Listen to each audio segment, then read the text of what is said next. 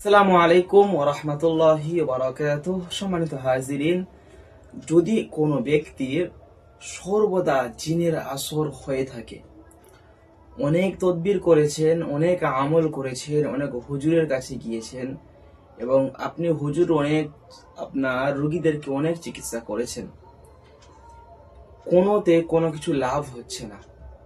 কেননা যদি কোনো রকম জিন্নাত দূর থেকে আসর করে, দূর থেকে আক্রমণ করে, দূর থেকে যদি সে মানুষের মস্তিষ্কটা কন্ট্রোল করে, তখন আপনি কি করবেন হযরত?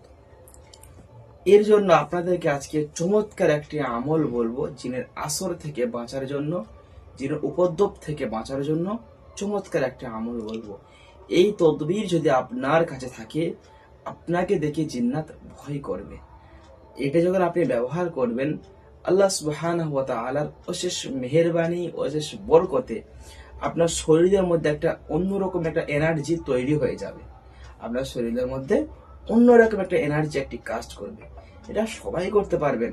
আপনি আম মানুষ, আপনি পারবেন। আপনি হুজুর, আপনি পারবেন। সর্বসাধারণের জন্য এই তদবির তাবিজ, কিন্তু শর্ত আছে। প্রথম শর্ত হলো আপনাদের হালালকে একটু বেশি চলতে হবে, 5 ওয়াক্ত নামাজ আদায় করতে হবে। আপনি যদি এরকম মেনে চলতে পারেন, যদি মিথ্যা কথাকে ফ্রেজ করতে পারেন, আপনিও লিখতে পারবেন। আপনি একটু ভয় করছেন, আমি পারবে কি পারবো না, কোনো সমস্যা নেই। আপনার গ্রামের মসজিদে ইমাম সাহেবকে দিয়ে লিখে নিন, হুজুরকে দিয়ে লিখে নিন।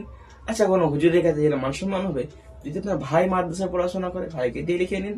যদি কোনো 5 ওয়াক্ত নামাজে আপনার শ্বশুর আছে বা 5 ওয়াক্ত নামাজের বাবা আছে, তাকে দিয়ে লিখে নিন। সবাই ইনশাআল্লাহ লিখতে পারবে। সম্মানিত হাজিরিন, এর উপরে যে নকশাটা আপনারা দেখতে পাচ্ছেন, এটি হলো একটি আয়াতুল কুরসি নকশা এবং ফেরেশতাদের দেখুন নাম লেখা আছে।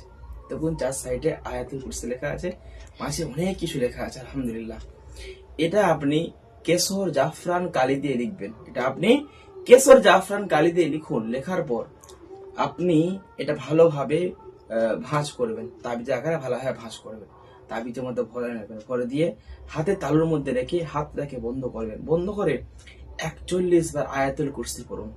41 বার আয়াতুল কুরসি পড়ুন, সম্পূর্ণ পড়বেন।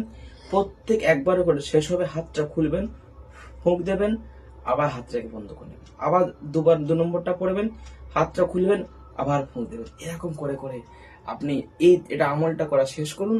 শেষ করে যদি হয় সে ছেলে, তাহলে পরিয়ে দিন ডান হাতে। যদি হয় সে মেয়ে, পরিয়ে দিন বাম হাতে। বাচ্চা হলে গলায় পরিয়ে দিন। ইনশাআল্লাহ সারা জীবনের জন্য জিন্নাতের সমস্যা, যে কোনো রকম জিন্নাতের ওয়াসওয়াসা সব ইনশাআল্লাহ সমাধান হয়ে যাবে। যদি সমাধান না করতে পারেন, আপনাদের জন্য আমি আলহামদুলিল্লাহ আছি।